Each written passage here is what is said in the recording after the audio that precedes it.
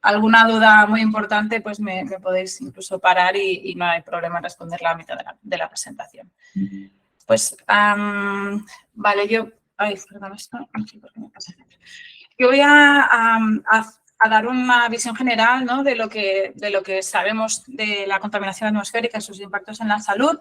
Y inicialmente hablaré en términos generales de lo que se ha investigado y al final centraré un poco más en los dos proyectos principales, digamos, en los que he participado, en los que hemos evaluado o vamos a evaluar el impacto en el neurodesarrollo. Entonces, un poco el título de la presentación es de los pulmones al cerebro, ¿no? Impactos de la contaminación atmosférica en la salud. Perdón, no sé qué ocurre con la presentación. Esta diapositiva me la pasa. Vale, bueno, quería comenzar con dos eventos que no sé si han oído hablar de ellos, que son como los que de alguna manera iniciaron todo el movimiento, tanto a nivel administrativo, político, legal, como de movimiento social, en pos de mejorar la calidad del aire, ¿no?, de las ciudades y de las diferentes zonas donde habitamos, ¿no? El primer caso muy sonado de un evento de alta contaminación atmosférica tuvo lugar en Donora, en Estados Unidos, en Pensilvania, donde hubo una inversión térmica, una acumulación, unas condiciones meteorológicas que dificultaban la dispersión de los contaminantes y en esta ciudad era muy importante la industria del acero, por lo que en aquel entonces las industrias emitían grandes concentraciones de contaminantes atmosféricos. En este caso, la industria del acero, mucho níquel, mucho cobre y otros metales pesados, ¿no? Y lo que pasó en estos 3-4 días de altas concentraciones de contaminación atmosférica es que en una población de tan solo 14.000 habitantes se registraron 20 muertes y más de 6.000 personas con problemas respiratorios graves, ¿no? Esto impulsó, como bien decía, las primeras leyes federales de aire limpio en los años 50 y 60 en Estados Unidos. Y luego un gran evento, que no sé si han oído hablar del London Smog, ¿no?, de este episodio también muy importante que tuvo lugar en diciembre de 1952, en el que vino un periodo muy, muy frío y entonces hubo un gran uso, un uso muy intensivo del carbón para calefacción, que en aquel entonces la calefacción funcionaba a base de carbón. Entonces, esto se tradujo que una población de unos 8 millones de habitantes, que eran los habitantes del Gran Londres, pues 4.000 murieron en estos 4 días, aunque estudios posteriores, de hecho, hablan de que probablemente las muertes fueron de 10.000 a 12.000, no solo 4.000, y se registraron unos 100.000 casos de pacientes con problemas respiratorios debido a este evento, ¿no? Entonces, esto de nuevo fue la semilla para la Clean Air Act que se estableció en 1956 en Reino Unido. A ver. No sé muy bien cuánto conocen ustedes de contaminación atmosférica, pero principalmente se pueden clasificar en un contaminante gas o partículas, ¿no? Como gases tenemos quizá uno de los más importantes hoy en día o de los que más se estudian hoy en día porque es el que genera más problemática, sería los óxidos de nitrógeno, en concreto el dióxido de nitrógeno, que es un buen trazador de las emisiones del tráfico, que en las ciudades es una de las principales fuentes de contaminación, ¿no? Las industrias en la actualidad se han desplazado hacia las afueras y aparte de que suele haber legislación bastante estricta que les impide producir emisiones muy importantes, pero en cambio con el tráfico, que lo tenemos a pocos metros o vivimos inmersos en el tráfico, pues estas emisiones nos afectan más directamente, ¿no? Por otro lado, en cuanto a las partículas, que quizá es el elemento de estudio hoy en día más interesante o que se investiga con más ahínco, podemos clasificar las partículas según su tamaño y su composición. Y ambos factores son muy importantes. En cuanto al tamaño, ¿por qué es importante? Porque su tamaño determina la profundidad, ¿no? en que estas partículas van a entrar en nuestras vías respiratorias o en nuestro cuerpo en general. Por ejemplo, creo que, no sé si pueden ver mi ratón, espero que sí, pero las partículas llamadas PM10, que son aquellas con un diámetro de 10 micrómetros o menos, o sea, estamos hablando de partículas invisibles, se quedarían retenidas en la parte superior de las vías aéreas, mientras que las PM2,5, que serían las de 2,5 micrómetros o menos, sí que ya llegan a nuestros pulmones, a los alveolos, incluso aquellas de menos de 100 nanómetros, o sea, hablamos ya de nanopartículas, de hecho, podrían incluso atravesar la barrera del intercambio de gases y pasar al torrente sanguíneo. Y esto significa que desde el torrente sanguíneo puede llegar a cualquier órgano diana en nuestro cuerpo. Además, se cree que hay también como una vía directa a través del bulbo factorio que estas partículas ultrafinas podrían alcanzar directamente el cerebro sin tener que pasar por las vías respiratorias. En cuanto a la composición química, como les comentaba, también es muy importante porque según sea el componente químico, porque las partículas es una mezcla compleja de diferentes componentes químicos, de diferentes partículas con diferente composición, que esta composición o esta mezcla de composiciones dependerá de la fuente de emisión. Y entonces es muy importante esta composición química porque hay elementos que su toxicidad es nula o muy baja, mientras que pueden haber otros elementos que tienen una toxicidad muy alta, ¿no? Por ejemplo, pues esto hablamos de algunos metales, algunos elementos traza, algunos metales que pueden ser muy tóxicos, mientras que a lo mejor la materia mineral pues tenga un efecto mucho más limitado si es que hay alguno en la salud, ¿no? Y principalmente se clasifican en estas categorías, pero bueno, tampoco voy a entrar en mucho detalle. Simplemente mencionar que hay los compuestos carbonosos, que por ejemplo tenemos el carbono elemental o también llamado black carbon, que también es un buen trazador de las emisiones del tráfico. O sea que en muchos estudios se estudia black carbon con la idea de poder ver cuál es el efecto de la contaminación emitida por el tráfico en la salud. Ay, lo siento, no sé por qué ocurre esto. ¿Cuáles son las...? Bueno, durante los años 80, sigo un poco en visión histórica, fueron las primeras, se realizaron los primeros estudios, ¿no?, de cómo la contaminación atmosférica afectaba a la salud y ya se empezaron a ver algunas primeras evidencias. Entonces fue cuando la Organización Mundial de la Salud, en 1987, ya decidió publicar las primeras guías de calidad del aire. Bueno, estos actualmente no sé, las guías no se centran en estos contaminantes, pero sí que muchos de ellos todavía continúan en las guías y como podéis ver son generalmente elementos que ya se conoce que son muy, muy tóxicos, ¿no? Hay arsénico, luego también están el asbesto, el cadmio, tenemos el plomo, níquel, los dióxidos de nitrógeno, el ozono y también tenemos aquí las partículas que en aquel entonces se desconocían mucho más los efectos de este componente. Lo siento, no sé qué está pasando con esto. Intento ahora.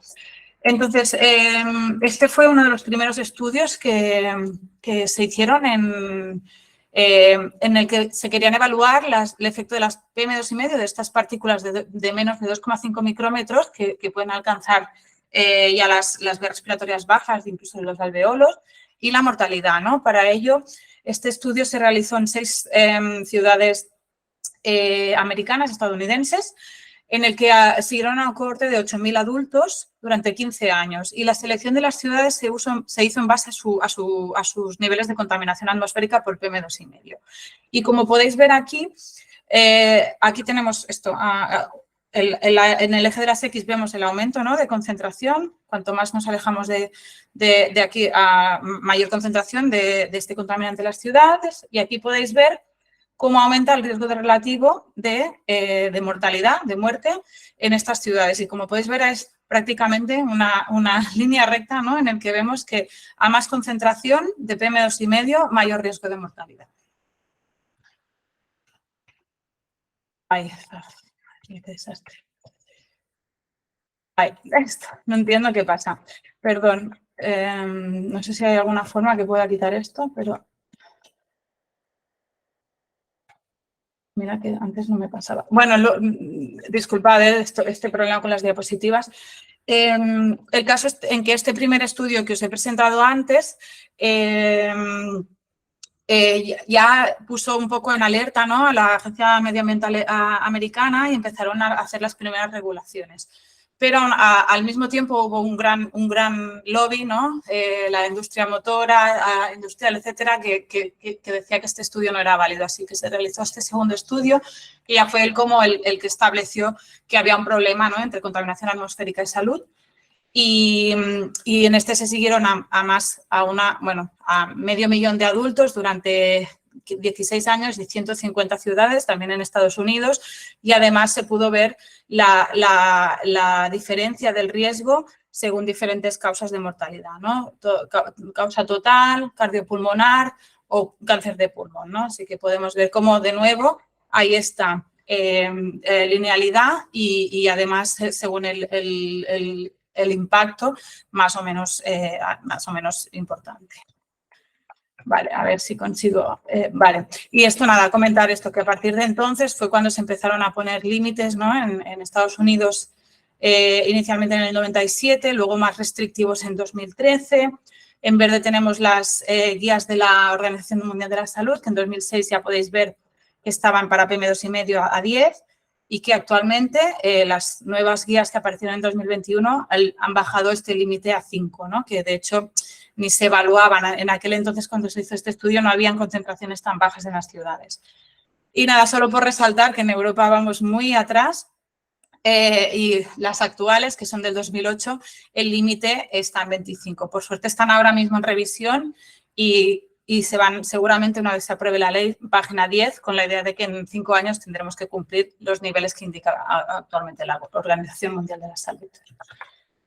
Vale, no sé si han oído hablar del Global Burden of Disease. Es un estudio que se va realizando periódicamente en el que evalúan la carga de enfermedad de diferentes factores de riesgo, ¿no? Y uno de ellos es la contaminación atmosférica.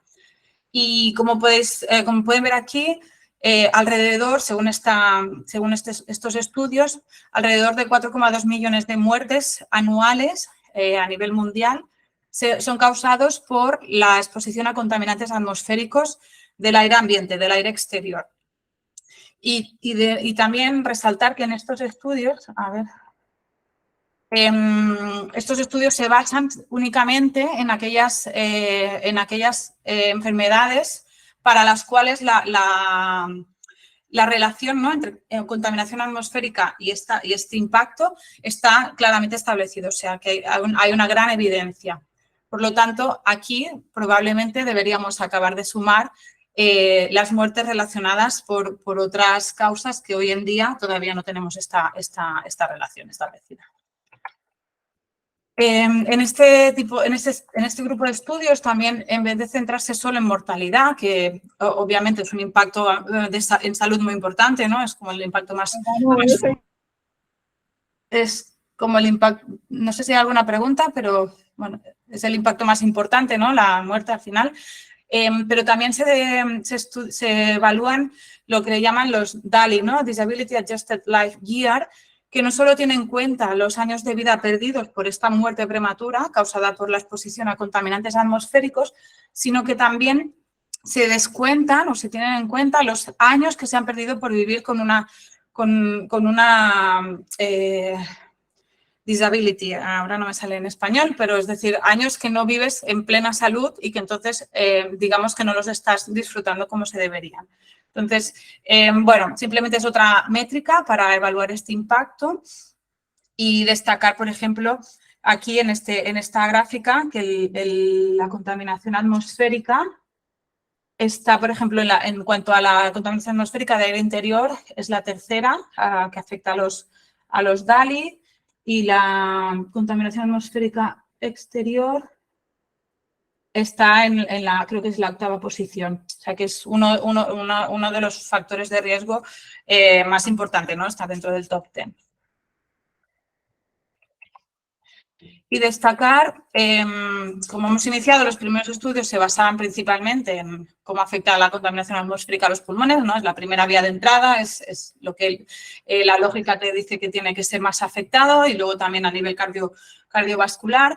Pero hoy en día sabemos que no se queda aquí, ¿no? La exposición a la contaminación atmosférica tiene efectos en prácticamente todo nuestro sistema y en gran parte de las enfermedades y cargas que podemos tener. Por ejemplo, en este listado se mencionan aquellas para las cuales hay más evidencia o más estudios, aunque muchos de ellos todavía esta evidencia no está 100% establecida, pero bueno, a nivel respiratorio, ¿no? Mortalidad, morbilidad por causas respiratorias, cáncer de pulmón, la neumonía, inflamación de las vías respiratorias, menor función pulmonar, menor crecimiento del pulmón.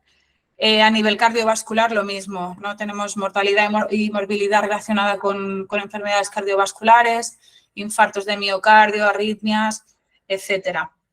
Y luego, aparte, también tenemos otros efectos, como les decía, algunos de ellos todavía en estudio, pero, por ejemplo, se han encontrado asociaciones con diabetes, también con obesidad, con resistencia a la insulina, todo un poco relacionado, ¿no? Todo esto de aquí con enfermedades metabólicas. También a nivel cardiovascular, no solo con enfermedades cardiovasculares, pero también pues, un aumento de la presión arterial, trombosis, inflamación sistémica.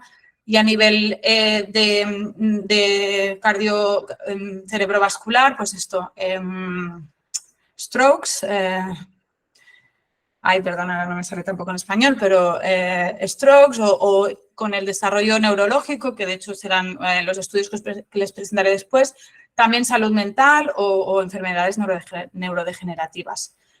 Además, se conoce que no solo este efecto de la contaminación atmosférica no se da solo en la persona que está expuesta, sino que en el caso de mujeres embarazadas, este efecto, el impacto de la contaminación atmosférica también afecta al desarrollo del feto y a la salud del niño y la niña que nacerá, ¿no? Por ejemplo, está claramente relacionado con partos prematuros, con menor peso al nacer de los bebés, aparte de otros problemas, por ejemplo, del embarazo, como la preeclampsia, y cambios epigenéticos, ¿no? Que podrían explicar el impacto en la salud posterior del niño y la niña.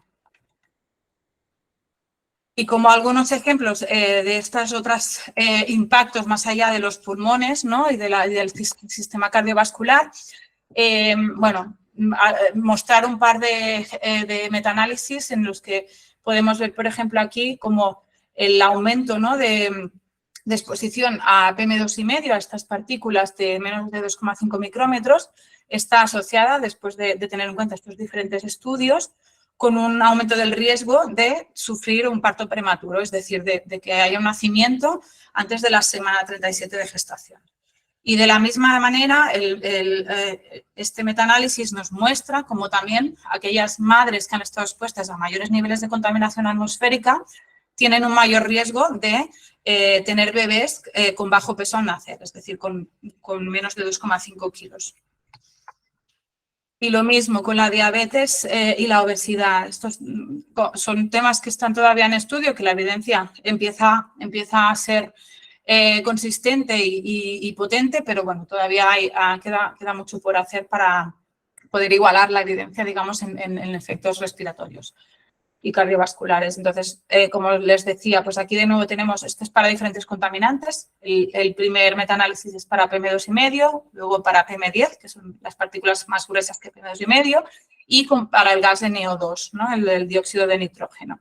Y como pueden ver, para los tres contaminantes, el metaanálisis nos muestra evidencia consistente de que la prevalencia de la diabetes tipo 2 está asociada con estar expuestos a mayores niveles de contaminación, es decir, hay un mayor riesgo a mayores niveles de contaminación. Y lo mismo, mismos contaminantes, ocurre para la obesidad.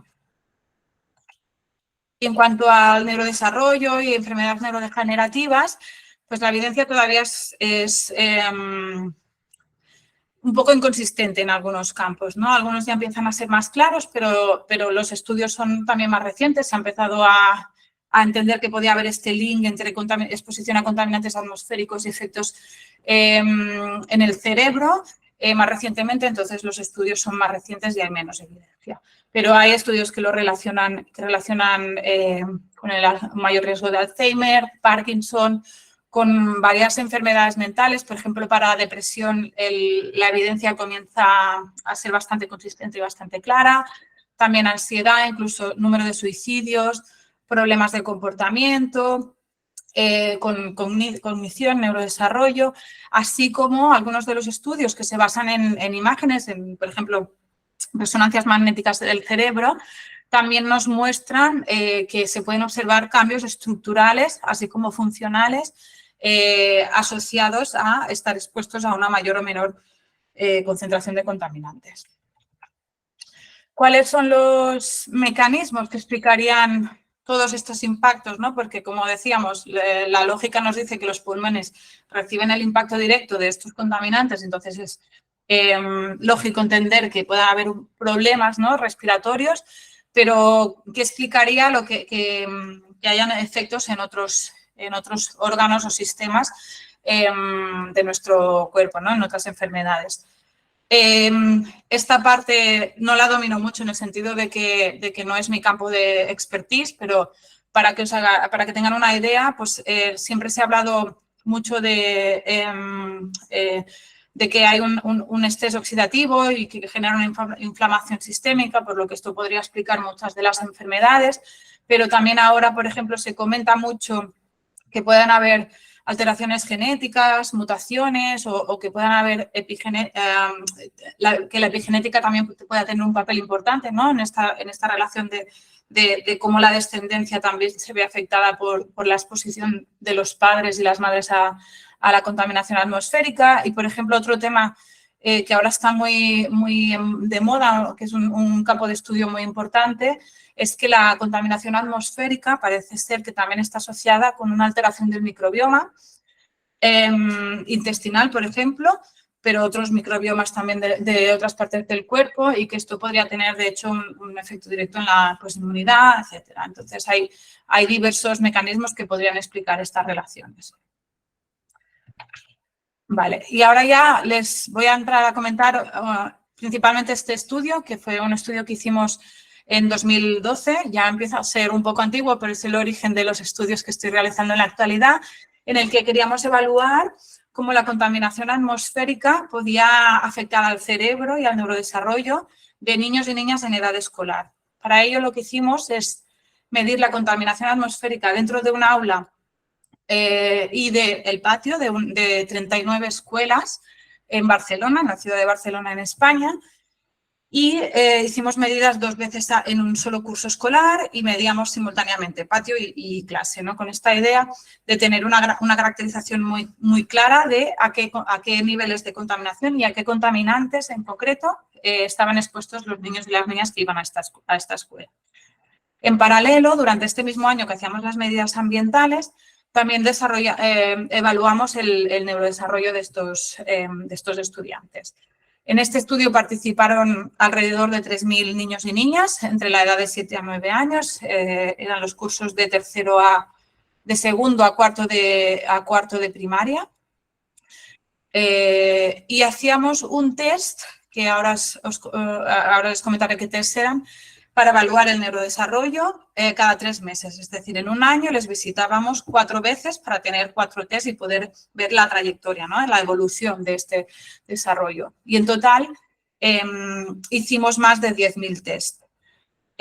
Los test eran básicamente unos juegos de ordenador muy sencillos, entre comillas, sencillos en el sentido de que no eran visualmente muy complejos, pero que requerían habilidades muy importantes. Y, por ejemplo, en este caso es el MBAC, el MBAC 3, en el que tenían que recordar, por ejemplo, en la pantalla aparece un círculo amarillo, y ellos tienen que recordar el color del círculo que ha aparecido 3 pantallas antes. Es decir, en el momento en el que pasan 3 pantallas y vuelve a salir el mismo color, apretan el botón, pero antes no.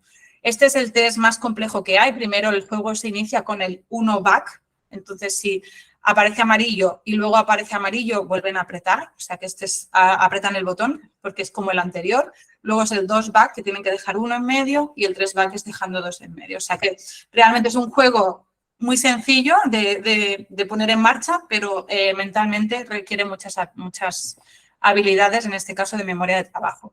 Y aparte de este test, hicimos otro que era para evaluar la atención, los niveles de atención. Vale.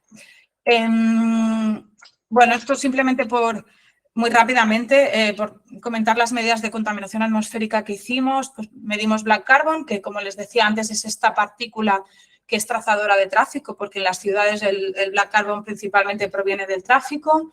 Medimos partículas ultrafinas, que son estas partículas, nanopartículas que de hecho podrían incluso alcanzar el cerebro directamente, sin pasar por las vías respiratorias y la circulación sanguínea. Medimos el NO2, que es este gas contaminante que también principalmente es un trazador de tráfico. Y luego también recogimos partículas de PM2,5, de las partículas de menos de 2,5 micrómetros, en unos filtros. Cada día recogíamos un filtro y este filtro luego se analizaba en el laboratorio, lo que nos permitía saber la composición química. Como les decía antes, es importante conocerla porque cada partícula, según su composición química, tendrá una mayor toxicidad o menor toxicidad. Y en esta tabla les presento los principales resultados en cuanto a contaminación atmosférica.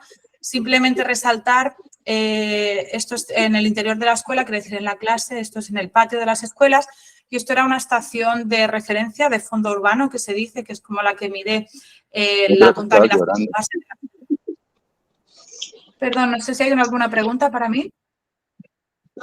No, ya cerramos el micrófono. Vale. Y nada, simplemente comparar, que por ejemplo podemos ver, si comparamos los patios con la estación de referencia, que las escuelas estaban de hecho situadas más cercanas al tráfico en cuanto al NO2 que por ejemplo la estación de fondo urbano. Es decir, que las escuelas en la ciudad de Barcelona están situadas muy cerca del tráfico y expuestas a estos contaminantes. También resaltar que, por ejemplo, en cuanto al PM2,5, que es esta mezcla de partículas que tienen diferente composición química y diferentes fuentes contribuyen a este contaminante, encontramos niveles superiores dentro de las aulas que fuera de las aulas. Y esto ahora les enseñaré en la siguiente diapositiva, que tiene a ver con las fuentes interiores, porque también en el interior de los edificios generamos contaminación según la actividad que hagamos. Y, vale, principalmente resaltar estas dos. Y ahora aquí les quería mostrar lo de las fuentes, ¿no?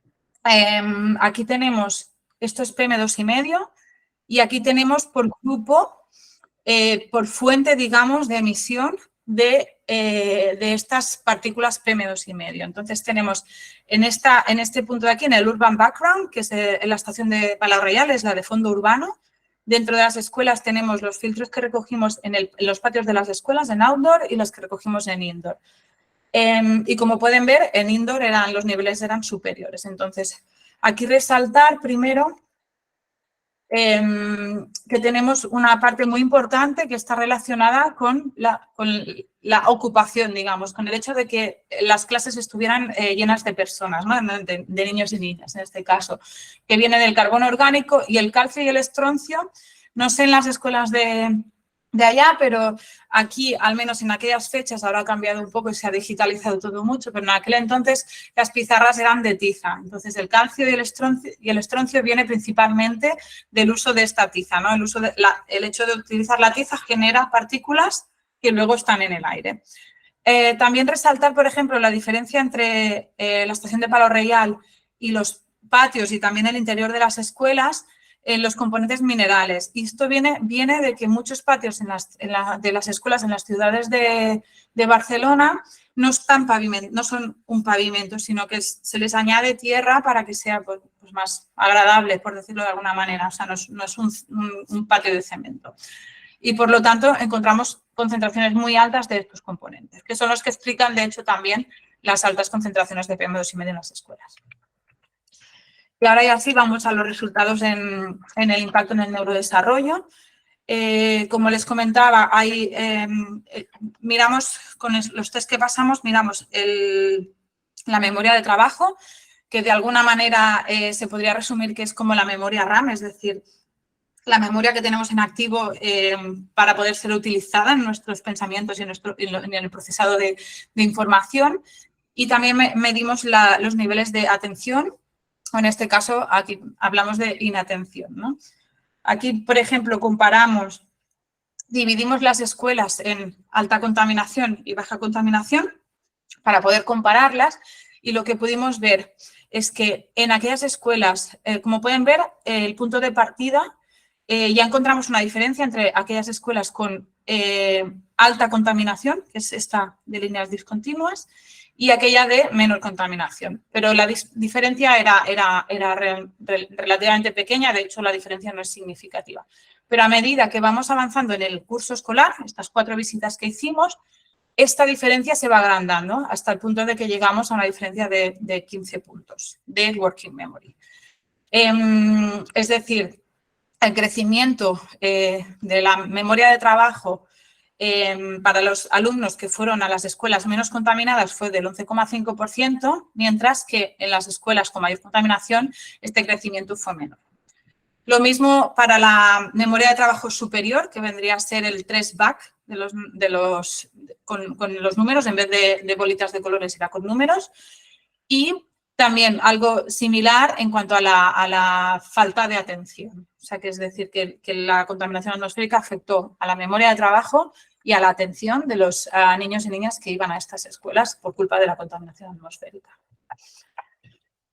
Y muy interesante fue este segundo estudio que hicimos, en el que utilizamos las fuentes que les he comentado antes, ¿no? Al conocer la composición química de PM2,5, porque recogíamos estos filtros, pudimos determinar cuáles eran las fuentes que afectaban a estas concentraciones de PM2,5, y como aparecían antes, era la mineral, el tráfico, la fuente interior relacionada con la ocupación, perdón, y el uso de las tizas, y algunas otras fuentes secundarias, metalurgia, esta es una fuente industrial, sea spray es prácticamente es sal que proviene del mar, porque como Barcelona está en la costa, pues tiene una influencia también, la sal del mar que pasa al aire. Y luego heavy oil es principalmente un trazador de emisiones de los cruceros, o sea, de los barcos. Y lo que aquí quiero resaltar es que, como pueden ver, para la mayoría de las fuentes, la exposición tanto de la concentración de PM para esta fuente exterior en los patios como en el interior de los patios no tiene ningún efecto significativo en la memoria de trabajo superior o en la falta de atención, a excepción de la fuente del tráfico, que de hecho es una cosa que ya sospechábamos. Creemos que las emisiones del tráfico, por sus características y su composición química, es una de las fuentes más dañinas que pueden afectar a la salud y, en este caso, al neurodesarrollo. Y esto, sobre todo, como les comentaba, en las ciudades, porque tenemos concentraciones muy altas provenientes de esta fuente, porque estamos cerca de la fuente. La fuente está a nuestro lado. También dentro de este estudio realizamos, creo que alrededor de 260, si no me equivoco, resonancias magnéticas en las que evaluamos pues, diferentes volúmenes de diferentes estructuras, y también hicimos resonancias funcionales. Y, de nuevo, esta parte yo no la domino especialmente, pero sí que a nivel estructural no vimos cambios importantes o cambios significativos asociados con las diferentes exposiciones a contaminantes atmosféricos, pero sí que vimos algunos cambios funcionales, ¿no? Y, de hecho, vimos que iban en contra a lo que esperaríamos, ¿no? al incremento de esta funcionalidad relacionado con la edad. Por lo tanto, se indica que hay una menor maduración del cerebro en aquellos alumnos que estaban expuestos a mayores concentraciones de contaminación atmosférica. Y cuando terminó este estudio nos quedamos con algunas preguntas que, bueno, que por el diseño del estudio no pudimos contestar, ¿no? La principal es, o una de las principales es, ¿estos efectos en el neurodesarrollo o en el cerebro son permanentes? ¿Perduran en el tiempo? O sea, una vez ha habido esta exposición, vemos este cambio, ¿se mantiene ya de por vida o es reversible? Si todas las personas que participaron en el estudio se fueran a vivir a la zona más limpia del planeta,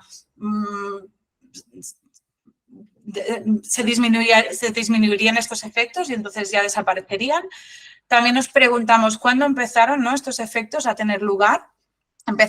Nosotros empezamos a medir cuando ya tenían entre 7 y 9 años, o sea, medimos durante un año, pero venían estas diferencias ya de antes, de la exposición que tuvieron estos niños y estas niñas cuando tenían un año, por ejemplo, o ya desde la concepción, desde la etapa prenatal.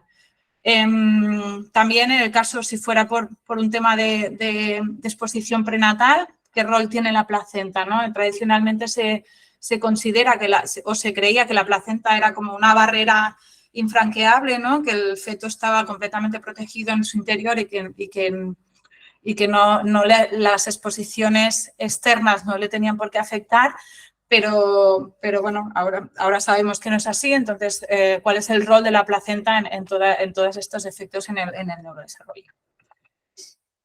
Y esto es lo que ahora queremos responder, o intentar responder al menos, con el estudio en el que estamos trabajando ahora, que es el Barcelona Life Study Cohort, la cohorte BISC, en la que hemos hecho la parte prenatal, ya ha terminado. Reclutamos a un total de 1.080 mujeres entre 2018 y 2021 y mujeres embarazadas en su primer trimestre de embarazo, y les hicimos un seguimiento durante el embarazo muy exhaustivo, tanto para evaluar su exposición a contaminantes atmosféricos como para evaluar, pues, cómo se desarrollaba el embarazo y el desarrollo del feto. De hecho, por ejemplo, tenemos medidas antropométricas de la madre y de la presión arterial en el primer y tercer trimestre. A través de cuestionarios tenemos muchísima información en cuanto a, pues, estatus socioeconómico, que es obviamente un factor, una variable que influencia mucho el estado de salud y de exposición, estilos de vida, datos clínicos, salud mental. También la pandemia nos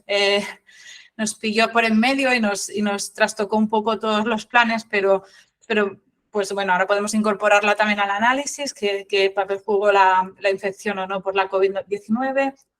Tenemos muestras biológicas de orina, sangre, muestras vaginales y rectales, uñas, pelo. Todo esto nos permite hacer análisis tanto a nivel genético como de biomarcadores que nos indican cómo era el estado de salud de esta voluntaria, de esta embarazada, así como biomarcadores de exposición. Podemos medir algunos de los contaminantes directamente en estas muestras biológicas. También de neurodesarrollo de la madre, memoria y atención, que hicieron los mismos test que utilizamos en el proyecto anterior, en el proyecto BRID, lo pasamos a las madres para ver el neurodesarrollo. Aparte, luego, o la parte más importante, digamos, es la evaluación del feto, ¿no? Queríamos ver cómo el feto iba creciendo a nivel de peso y de volumen de las diferentes estructuras. Y también en el tercer trimestre tenemos una evaluación muy completa del corazón a través de una ecocardiografía y del cerebro a través de una neurosonografía.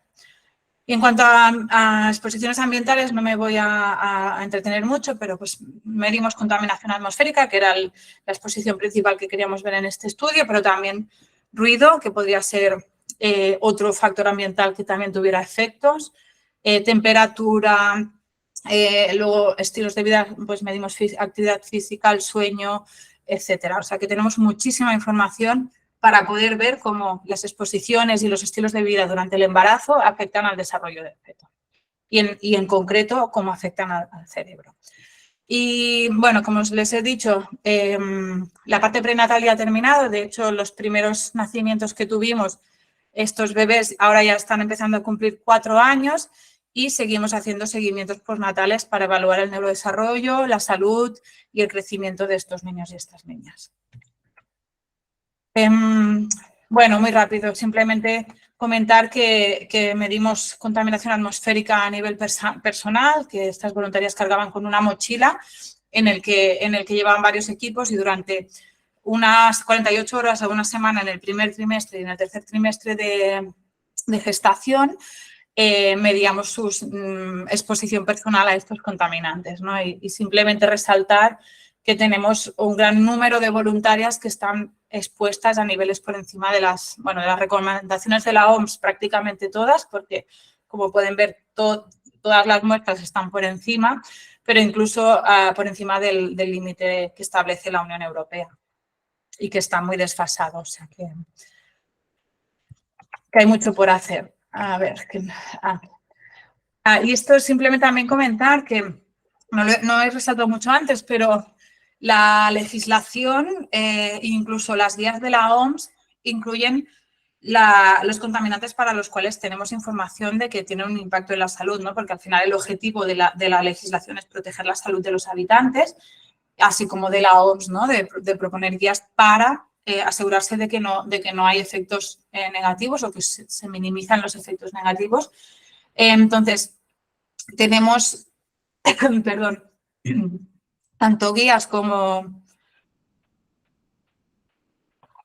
legislación para PM2,5, PM10, los diferentes gases, ozono, dióxido de nitrógeno, dióxido de azufre, algunos metales concretos, el plomo, arsénico, cadmio y níquel, así como algún otro componente orgánico del PM, pero las nuevas guías de la OMS, de hecho, lo que recomiendan también es que se empiecen a evaluar, al menos a medir, ¿no? En las diferentes ciudades, en las diferentes zonas, los niveles de estas partículas ultrafinas que les comentaba, que son estas que tienen un tamaño menor y que pueden, de hecho, pues podrían acceder directamente al cerebro o, si más no, se cree que pueden tener un impacto más importante, ¿no? En la salud, no solo en la salud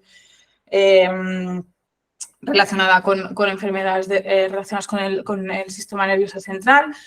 Y también para el black carbon, porque es una partícula que además es muy fácil de medir y que por ahora no se mide, porque la evidencia del impacto en salud todavía es poca, digamos, ¿no? Hace falta una mayor evidencia para poder establecer estos límites.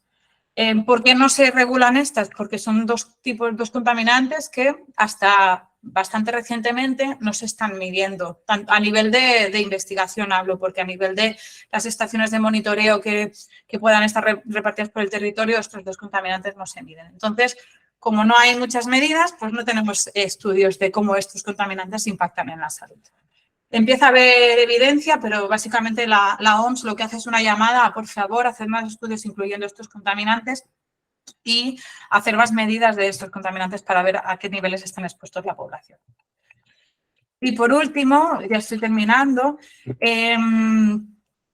también destacar como habéis, bueno, como sobre todo en las primeras diapositivas, las guías de la OMS, a medida que se han ido actualizando, en general, siempre, o bien la concentración que proponían se mantenía estable de una guía a la siguiente, que no sé, podrían haber pasado 5 o 10 años, o en la mayoría de casos los niveles que ellos se consideraban como seguros se han disminuido, ¿no? Entonces, por ejemplo, de PM2,5 pasó de las guías, creo que eran del 2005, de 10 microgramos por metro cúbico a las guías de 2021 a 5 microgramos por metro cúbico. Entonces, lo que vengo a decir es, ¿hay algún nivel de contaminación atmosférica que sea seguro o simplemente no podemos, de hecho, demostrar el límite inferior porque no hay ningún lugar en el mundo que tenga estas concentraciones y no hay estudios, ¿no? Nuevos estudios que se están realizando ahora en ciudades pues por ejemplo, en las ciudades del norte de Europa tienen una calidad del aire bastante envidiable, al menos en Barcelona claramente no estamos ni cerca de las concentraciones que tienen allí. Pues allí, con estas concentraciones ya mucho más bajas, aún así, estudios que se realizan allí siguen viendo efectos en la salud.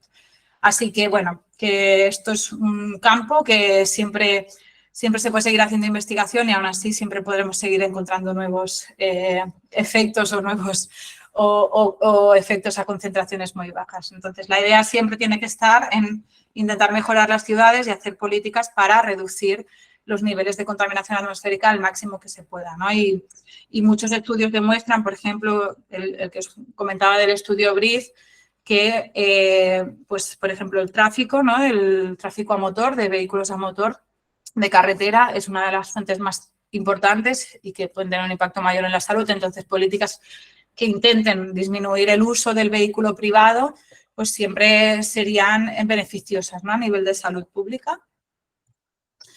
Y, bueno, como ya conclusiones finales, resaltar esto, que hay muchísima evidencia de los efectos de la contaminación atmosférica en los sistemas respiratorios y cardiovasculares, pero que hoy en día se están estudiando y explorando muchas otras enfermedades, tanto a nivel de, pues, reproductivo, de crecimiento fetal, metabólicas, neurodesarrollo y muchísimos otros campos que están empezando a generar esta evidencia que se necesita, ¿no? Para poder establecer la causalidad, que se necesitan estudiar nuevas métricas, ¿no? Nuevos contaminantes y que, bueno, que aún estamos lejos de saber, ¿no? Cuáles son los niveles de contaminación atmosférica seguros, porque no hemos llegado, ¿no? a poder medir en estas concentraciones. Y esto sería todo por mi parte. Muchísimas gracias. Y a ver, salgo del modo presentación para poder verlas.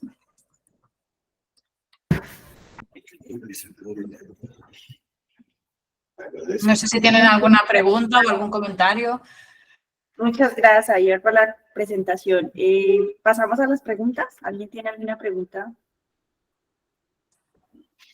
o comentario?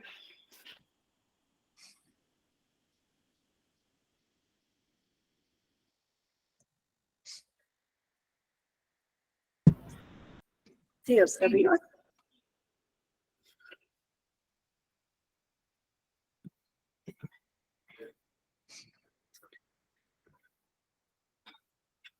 El micrófono está cerrado. Ya. Sí, buenos días. Yo tengo una pregunta. Es que hace como unos 3 o 4 años, el Lancet con las iniciativas hizo un llamado de atención a la polución y a la contaminación por ruido y el riesgo de desarrollar demencias. ¿Ustedes qué han podido ver o cuál es el planteamiento de ustedes al respecto? Sí, no es mi campo de expertise el tema del ruido, pero sí que una compañera que también trabaja en este estudio que presentaba ahora al final de cohortes, hemos estado estudiando también ruido. De hecho, a menudo es difícil separar el efecto que pueda tener la contaminación atmosférica del ruido porque van muy de la mano, ¿no? Por ejemplo, como les comentaba, la principal fuente de contaminación atmosférica en las ciudades es el tráfico y la principal fuente de ruido en las ciudades también es el tráfico. Entonces, van como muy de la mano las correlaciones entre estos dos contaminantes o estos dos exposiciones es muy alta. Pero, por ejemplo, tanto en el estudio de las escuelas, donde también medimos ruido, vimos un efecto también ¿no? un menor desarrollo de la memoria de trabajo en aquellas escuelas donde los niños y las niñas estaban expuestos a mayores niveles de ruido. Y ahora también en la cohorte BISC la idea es estudiar, de hecho, tenemos una cantidad de datos impresionantes respecto a ruido, que hemos medido el ruido directamente, porque un problema también muy importante para los estudios del ruido es que cuesta mucho medir el ruido, porque así como la contaminación atmosférica, tú puedes poner un aparato que mide la contaminación atmosférica y es lo que es, el ruido es mucho más difícil de medir, porque normalmente lo que te interesa ver es el efecto de los ruidos molestos, ¿no? El ruido del tráfico o pues, bueno, de molestias de ruido, no tanto del ruido en sí, porque ahora mismo estamos generando ruido o sonido, digamos, y entonces este ruido no tiene por qué ser perjudicial, pero sí el ruido del tráfico. Entonces, cuando tú mides ruido, no sabes exactamente de dónde proviene. Bueno, lo que vengo a decir es que sí, que realmente el ruido también es una exposición ambiental